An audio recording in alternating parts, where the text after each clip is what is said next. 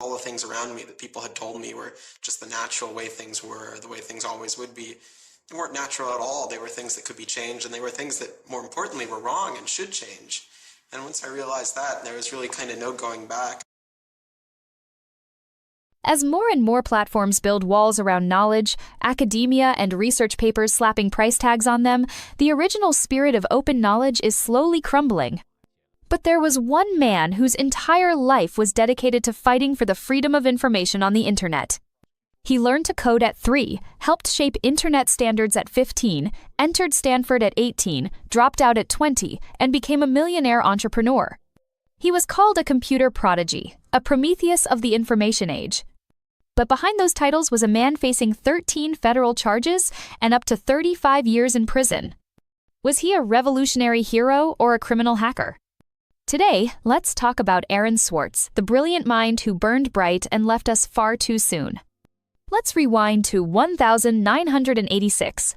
Aaron Swartz was born in Chicago, into a Jewish family. His father ran a software company, so Aaron grew up surrounded by computers. At the age of 3, he had his first computer. Soon after, with hands barely bigger than a mouse, Aaron wrote his first Star Wars trivia game in BASIC. From then on, Aaron followed the script of a child prodigy at full speed. At 13, he created The Info, an open-edit encyclopedia using wiki technology 5 years before Wikipedia even existed. At 14, he joined a team of developers, who didn't even know his age, to co-create RSS 1.0. RSS was revolutionary. It allowed you to aggregate content from multiple websites into a single feed, so you could access all your updates in one place. At 15, Aaron helped build the Creative Commons licensing framework. Before CC, copyright law was all or nothing, either full rights reserved or completely public domain, which clashed with the way the internet worked. Creative Commons solved that problem. For example, if a song is under CC, you can remix it but not for commercial purposes, and you must credit the original creator. CC struck a balance between protecting creators' rights and promoting free information sharing, and it's now widely used worldwide.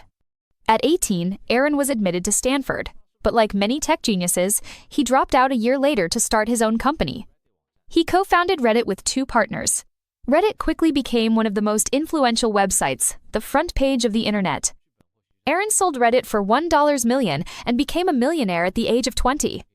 At this point, his life seemed destined for tech mogul fame like Zuckerberg or Jobs.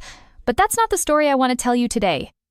Aaron became known as the internet's own boy and the Robin Hood of the digital age because he chose a very different path.